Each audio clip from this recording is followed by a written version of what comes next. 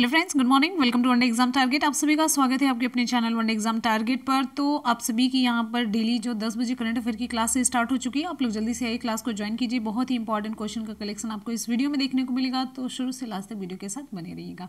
चलिए आज की क्लास को स्टार्ट करते हैं। क्वेश्चन आप सभी की स्क्रीन पर है और इसकी PDF आप लोग टेलीग्राम चैनल से प्राप्त कर सकते हैं। टेलीग्राम चैनल जो एप्लीकेशन है टेलीग्राम का, उसे आप डाउनलोड करेंगे। फिर उसके बाद सर्च बार में आप one day exam target without space search करेंगे तो आपको ये लोगो देखने को मिल जाएगा। और ये जब लोगो देखने को मिल जाएगा, चैनल को सब्सक्राइब कर लेंगे, आपको चैनल मिल जाएगा और PDF आपको यहाँ पर डेली अपडेट की जाती रहेगी।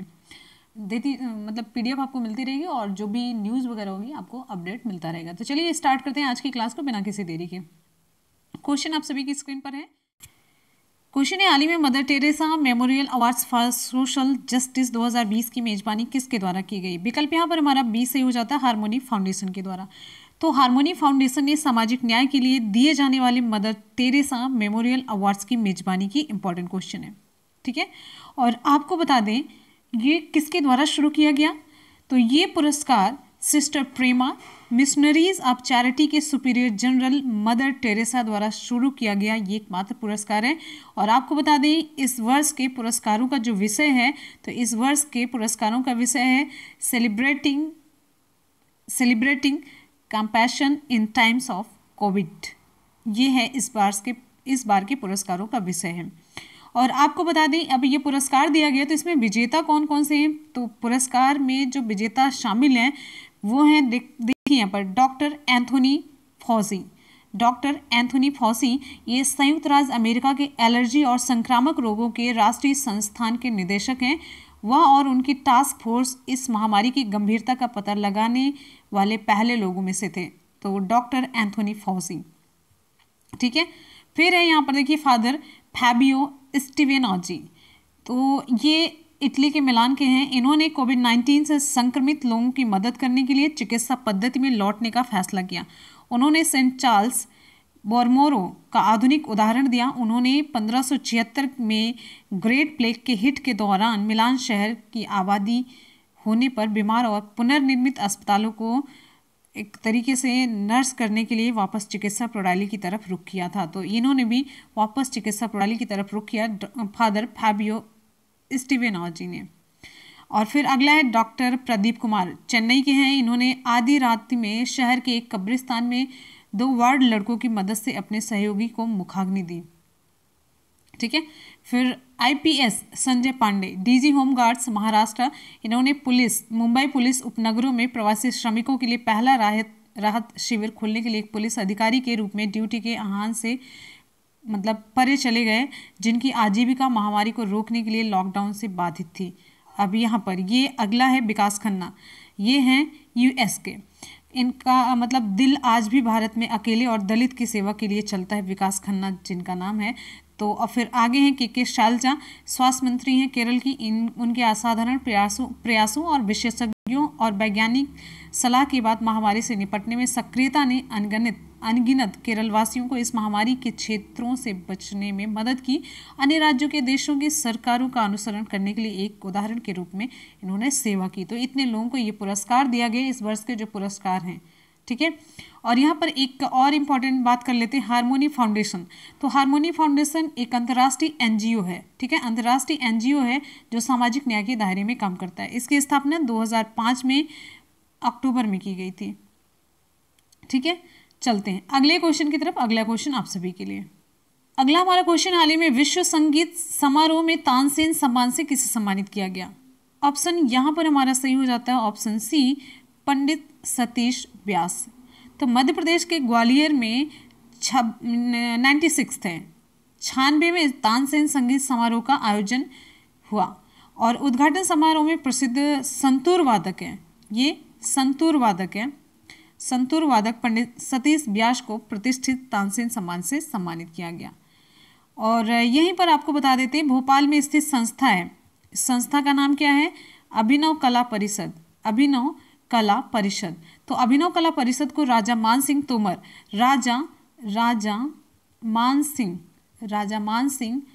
तोमर पुरस्कार से सम्मानित किया गया।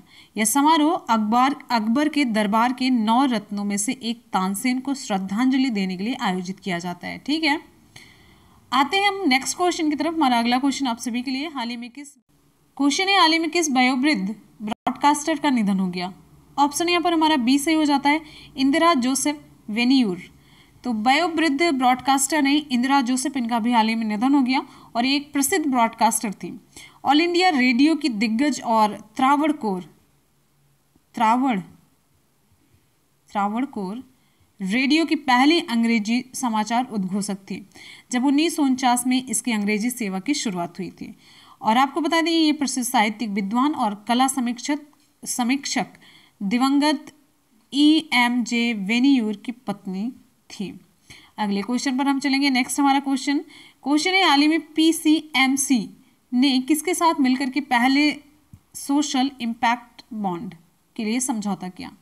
विकल्प यहाँ पर हमारा कौन सा सही होगा? चलिए, विकल्प यहाँ पर हमारा सही हो जाता है ऑप्शन डी, UNDP के साथ।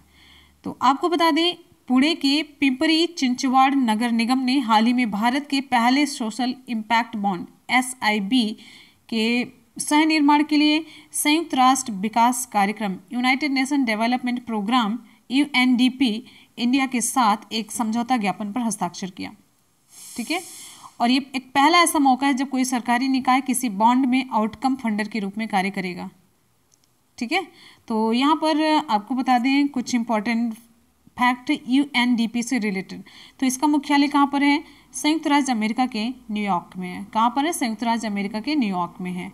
और UNDP के हेड कौन है? तो आपको बता दें हैं अचिम स्टेनर है। कौन है? अचिम स्टेनर है। और UNDP की स्थापना कब हुई? 22 नवंबर 1965 को हुई। ठीक है, चलिए आते हैं हम नेक्स्ट क्वेश्चन पर। हमारा अगला क्वेश्चन आप सभी के लिए क्वेश्चन है, हाल ही में केंद्र सरकार ने आयकर रिटर्न दाखिल करने की समय सीमा को बढ़ा करके कितना किया है? ऑप्शन यहाँ पर हमारा सही हो जाता है option A, 10 January 2021।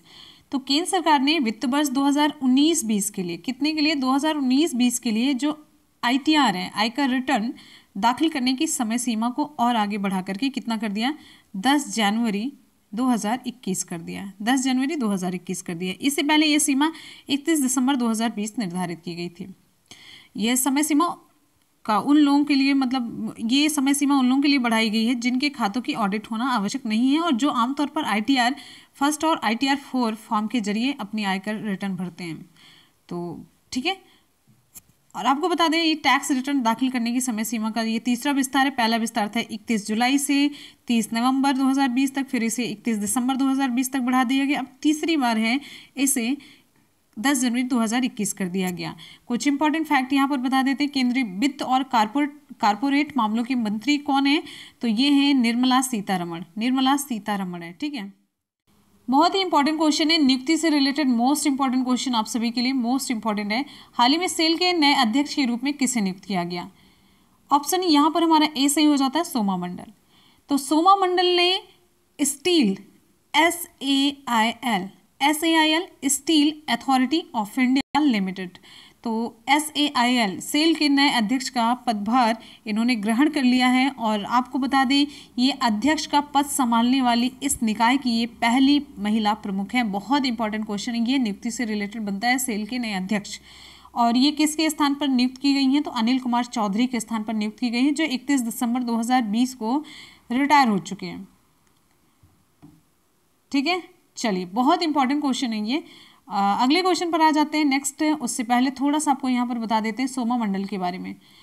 Soma Mandal National Institute of Technology Rourkela से इलेक्ट्रिकल इंजीनियरिंग में साल 1984 में स्नातक, और मंडल ने नालको NSE में स्नातक इंजीनियर ट्रेनी के रूप में अपना करियर शुरू किया और बाद में नालको में निदेशक बन गई। फिर उसके बाद यहाँ पर सेल के बारे में जानेंगे कुछ इंपॉर्टेंट फैक्ट। सेल का फुल फॉर्म आपको मैंने यहाँ पर बता दिया, steel authority of India limited.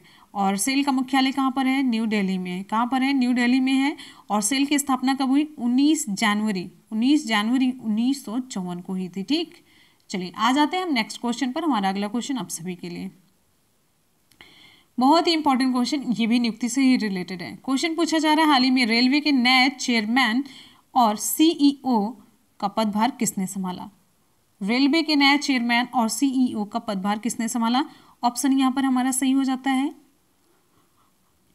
Option D, option D Sunit Sharma, option D सही होता, सुनीत शर्मा।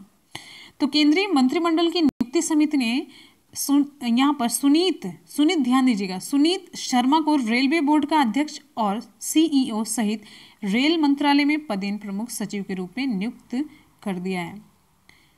ठीक है, और इन्होंने अपना पद ग्रहण कर लिया और शर्मा ने इस पद पर जो पहले कार्यरत थे कौन, विनोद कुमार यादव, इनकी जगह लिए। और जो पुनर्गठन बोर्ड के पहले सीईओ भी थे जिनका विस्तारित 1 वर्ष का कार्यकाल 31 दिसंबर 2020 को समाप्त हो गया। और आपको बता दें सुनीत शर्मा इस पद पर नियुक्त किए जाने से पहले ईस्टर्न रेलवे में बतौर महाप्रबंधक के रूप में कार्यरत थे। ठीक है, कुछ इंपॉर्टेंट फैक्ट, रेलवे बोर्ड का गठन कब हुआ? रेलवे बोर्ड का गठन मार्च 1905 में किया गया। रेलवे बोर्ड का मुख्यालय कहाँ पर है? न्यू दिल्ली में। कहाँ पर है? न्यू दिल्ली में। ठीक है, चलिए आते हैं हम अगले क्वेश्चन पर, नेक्स्ट क्वेश्चन। और उससे आगे बढ़ने से पहले आपको हमारे एक सवाल का जवाब देना होगा। विनोद कुमार यादव को अभी हाल ही में कौन सा प्रतिष्ठित पुरस्कार मिला? कौन सा प्रतिष्ठित पुरस्कार मिला है? तो आप लोग जल्दी से कमेंट सेक्शन में कमेंट करके जरूर बताएंगे। चलिए आ जाते हैं हम अगले क्वेश्चन पर। नेक्स्ट हमारा क्वेश्चन आप सभी के लिए है। क्वेश्चन पूछा जा रहा है, हाल ही में IOSCO का नया एसोसिएट सदस्य कौन बना है? ऑप्शन यहाँ पर हमारा सही हो जाता है option A, IFSCA, international financial services centres authority, ये है इसका फुल फॉर्म। अंतर्राष्ट्रीय वित्तीय सेवा केंद्र प्राधिकरण, लिख देते हैं इसका full form, international financial services centres authority, ये है इसका फुल फॉर्म। तो अंतर्राष्ट्रीय वित्तीय सेवा केंद्र प्राधिकरण अंतर्राष्ट्रीय प्रतिभूत संगठन का सहयोगी सदस्य बन गया है। अब इसका फुल फॉर्म भी मैंने आपको बताया, हिंदी में बता दिया, अंतर्राष्ट्रीय प्रतिभूत संगठन, जिसका फुल फॉर्म है इंटरनेशनल, अभी मैंने लिखा, ये लिख लीजिएगा। ऑर्गेनाइजेशन आप सभी जानते हैं, ऑफ सिक्योरिटीज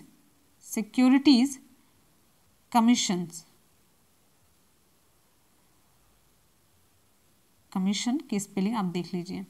तो इसका फुल फॉर्म है International Organization of Securities Commissions. तो IFSCA IOSCO का सदस्य बन गया है। और आपको बता दें इसका IOSCO का मुख्यालय कहाँ पर है? स्पेन के मैड्रिड में है। कहाँ पर है? स्पेन के मैड्रिड में स्थित है। और आपको बता दें यहाँ पर IFSCA के बारे में, तो वित्त मंत्रालय द्वारा अप्रैल 2020 में देश में अंतर्राष्ट्रीय वित्तीय सेवा केंद्रों में सभी वित्तीय सेवाओं को विनियमित करने के लिए एक अंतर्राष्ट्रीय वित्तीय सेवा केंद्र प्राधिकरण की स्थापना की। ठीक है, और इसका मुख्यालय कहाँ पर है? गुजरात के गांधीनगर में है। ठीक है, और ये दुनिया के प्रतिभूत नियामकों का अंतर्राष्ट्रीय संगठन है जो दुनिया के 95 से अधिक प्रतिभूत बाजारों को कवर करता है। ठीक है, चलिए अब ये जो है इसका एसोसिएट सदस्य बन गया है। अगले क्वेश्चन पर हम चलेंगे। नेक्स्ट हमारा क्वेश्चन आप सभी के लिए, हाल ही में PM मोदी ने लाइट हाउस प्रोजेक्ट्स की आधारशिला कितने राज्यों में रखी? ऑप्शन यहाँ पर हमारा सही हो जाता है ऑप्शन बी, 6। तो प्रधानमंत्री नरेंद्र मोदी ने वीडियो कॉन्फ्रेंस के माध्यम से 6 राज्यों में 6 स्थानों पर लाइट हाउस परियोजनाओं यानी कि लाइट हाउस प्रोजेक्ट्स, इसका फुल फॉर्म है लाइट हाउस प्रोजेक्ट्स का शिलान्यास किया। ये परियोजनाएं आप स्टेट नोट करिए, इंदौर, मध्य प्रदेश के इंदौर में, तो MP हो गया, MP का इंदौर, गुजरात हो गया, गुजरात में राजकोट, तमिलनाडु 3 हो गया, तमिलनाडु का चेन्नई, झारखंड में रांची, त्रिपुरा में अगरतला और उत्तर प्रदेश लखनऊ। तो इतने 6 राज्य 6 जगह के नाम आपको बता दिए। मध्य प्रदेश में इंदौर, गुजरात में राजकोट, तमिलनाडु में चेन्नई, झारखंड में रांची, त्रिपुरा में अगरतला और उत्तर प्रदेश में लखनऊ। इन सभी में ये जो प्रोजेक्ट है ये क्रियान्वित किया जाएगा। और यहाँ पर आपको बता देते हैं लाइट हाउस परियोजना के बारे में। तो इस परियोजना का निर्माण global housing technology challenge GHTC India के तहत किया जा रहा है। केंद्रीय आवास और शहरी मामलों के मंत्रालय द्वारा इसकी योजना तैयार की गई है, ठीक है। और GHTC इंडिया पूर्ण रूप से आवास निर्माण क्षेत्र में नवीन तकनीकों को अपनाने के लिए एक पारिस्थितिकी तंत्र प्रदान करने की परिकल्पना करता है। फिर आगे है, इस कार्यक्रम के तहत सभी 6 शहरों में 12 महीनों में सम्मत बुनियादी सुविधाओं के साथ 1000 से अधिक घरों का निर्माण किया जाएगा। तो कहने का मतलब ये ग्लोबल हाउसिंग टेक्नोलॉजी चैलेंज है, तो घरों को बनाने में जो टेक्नोलॉजी यूज की जा रही है वो यहाँ पर इस परियोजना में शामिल है। अब आगे देखिए, इन घरों को तकनीकी भाषा में लाइट हाउस प्रोजेक्ट कहा जाता है। लाइट हाउस प्रोजेक्ट्स के तहत बनाए जा रहे हाउसों को बनाने में कम समय लगेगा और वे निर्माण क्षेत्र में नए युग की वैकल्पिक वैश्विक प्रौद्योगिकियों, सामग्रियों और प्रक्रियाओं का सबसे अच्छा उपयोग करने के साथ साथ लचीला, सस्ती और आरामदायक होगी। तो कहने का मतलब जो लाइट हाउस प्रोजेक्ट है, इसके तहत जो घर बनाया जा रहा है उसमें समय कम लगेगा और निर्माण के क्षेत्र में मतलब कुछ वैकल्पिक जो टेक्नोलॉजीज हैं उसका प्रयोग किया जाएगा, कुछ सामग्रियों का। तो कहने का मतलब ये घर से रिलेटेड है लाइट हाउस जो प्रोजेक्ट है। तो अगले क्वेश्चन पर हम चलेंगे। नेक्स्ट हमारा क्वेश्चन आप सभी के लिए, यहाँ पर डिटेल आप सभी ने जानकारी इकट्ठा कर ली। तो फ्रेंड्स, यहाँ पर आज के करंट अफेयर की क्लास कंप्लीट होती है। करेंगे सभी क्वेश्चन का एक बार सुपरफास्ट रिवीजन। तो एक बार जितने भी स्टूडेंट वीडियो को देख रहे हैं फटाफट से वीडियो को लाइक और दोस्तों में शेयर करेंगे लिंक को। चलिए करते हैं सुपरफास्ट रिवीजन। क्वेश्चन है, हाल ही में mother Teresa memorial awards for social justice 2020 की मेजबानी किसके द्वारा की गई? ऑप्शन बी सही होता है, हार्मोनी फाउंडेशन।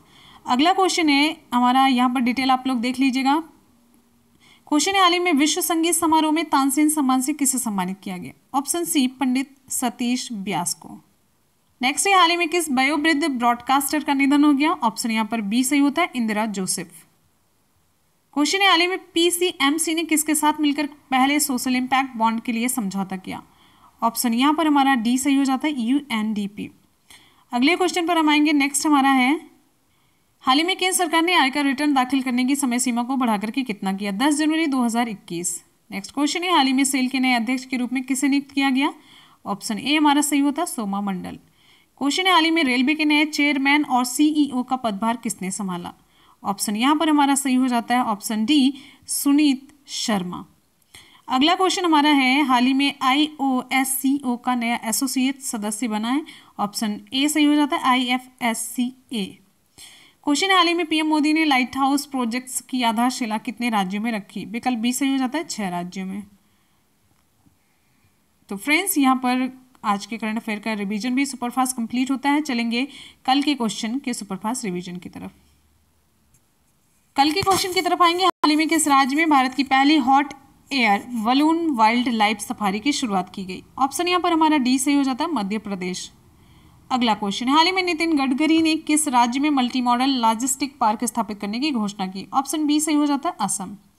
नेक्स्ट हमारा क्वेश्चन है, हाल ही में किस राज्य में भारत की पहली, ये आप लोगों ने देख लिया है।